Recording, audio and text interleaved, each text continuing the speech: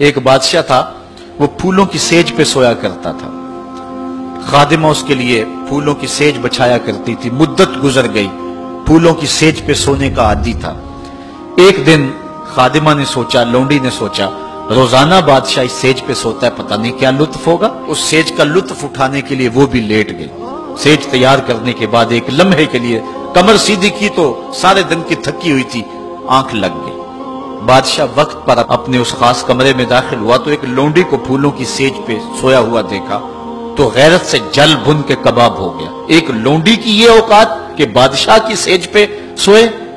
اس نے جلاد کو بلایا، کہا اس کو الٹا لٹکاؤ اور اتنا مارو کہ اس کی جان نکل جائے، تاکہ باقی خدام کو پتا چل جائے کہ بادشاہوں کی سیجیں، ان کے بستر، ان کے گھر کتنے مقدس ہوا کرتے ہیں۔ لونڈی کو الٹا لٹکا دیا گیا اور جلاد ضرب پہ ضرب لگا رہا ہے، کوڑے پہ کوڑا مار رہا ہے۔ وہ چیختی ہے، روتی ہے، بچا لو مجھے، میری جان نکل رہی ہے۔ روتے روتے کیا خیال آیا کہ اس نے ہنسنا شروع کر دیا۔ بادشاہ نے جلاد کو کہا رک جا، اس لونڈی سے پوچھ روئی کیوں ہے، اسے یہ بھی پوچھ ہنستی کیوں ہے۔ جلاد نے کہا لونڈی بتا روتی کیوں ہے۔ اس نے کہا تجھے نہیں پتا جب کوڑا لگتا ہے تو جان نکلنے کو آتی، نزع کا عالم طاری ہو جاتا ہے۔ کہا یہ تو سمجھ ہے، لیکن ہنستی کیوں ہے؟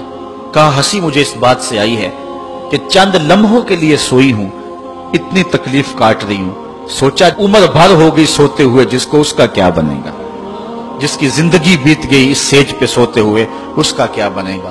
صاحبو، یہ دنیا پھولوں کی سیج نہ بنائیں، اس دنیا کو اللہ کی عبادت کے لیے گزاریں، ذکر فکر میں گزاریں، سحری کے وقت اٹھ کے مصلی پہ کھڑا ہو کے رونا سیکھیں، اللہ کے حضور آئیں، رزق کی تلاش میں رازق کو بھول نہ جائیں۔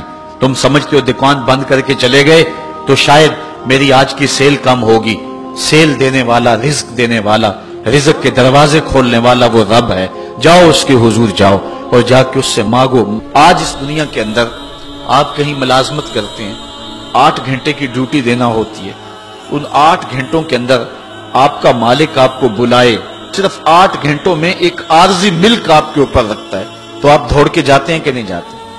آپ کے مہمان بھی آپ کے پاس بیٹھے ہوں اور آپ چائے بھی ان کو پلا رہے ہیں، لیکن باس بلا لے آپ کو اور وہ گھنٹی دے تو آپ بیل پہ سب کو چھوڑ کے بھاگتے ہیں کہ نہیں بھاگتے؟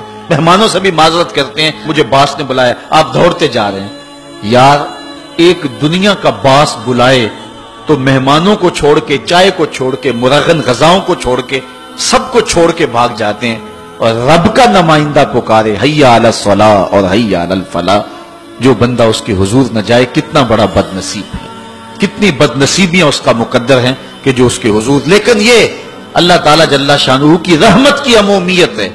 اگر آج 8 گھنٹے کے لیے آپ کہیں ڈیوٹی کرتے ہیں، وہ آپ کو آواز دے اور آپ نہ جائیں تو وہ آپ کی نوکری ختم کر دے گا، آپ کو سخت سرزنش اسی وقت کرے گا یا پھر آپ کو فارغ کر دے گا۔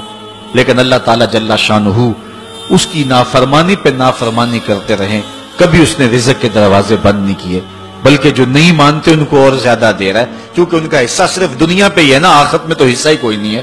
بلکہ فرمایا اگر مسلمانوں کی دل جوئی کا لحاظ نہ ہو تو میں کافروں کے گھروں کی سیڑھیاں بھی سونے اور چاندی کی بنا دوں، چونکہ انہوں نے دنیا کو دیکھا ہے، آخرت ابھی دیکھی نہیں ہے، ورنہ جو ان کے لیے آخرت میں رکھا گیا ہے، دنیا کی کوئی شے ان کے نزدیک حیثیت ہی نہ رکھے۔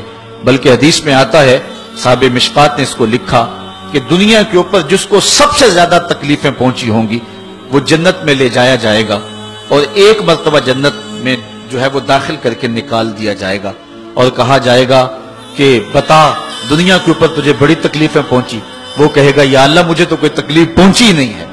جنت کی صرف آب و ہوا سارے دکھ ختم کر دے گی، اور جس نے تخت و تاج پہ بیٹھ کے بھی زندگی ساری گزاری ہو، حدیث میں آتا ہے اس کو جہنم میں ایک ڈبکی لگائی جائے گی، اور پھر اس کو کہا جائے گا بتا تو دنیا کے اوپر کوئی راحت پائی ہے؟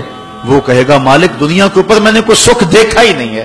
ایک ہوتا جہنم کے اندر دیا جائے گا، دنیا کے سارے سکھ ہی بھول جائے گا کہ میں وہاں بادشاہ ہوا کرتا تھا، میں وہاں حکمران ہوا کرتا تھا، پوری دنیا کو میں نے جو ہے وہ ریوڑ کی طرح ہانکا تھا اور انسانیت کا قتل کیا تھا، میری رونق اور میرا تکبر دنیا کو جکا دیتا تھا۔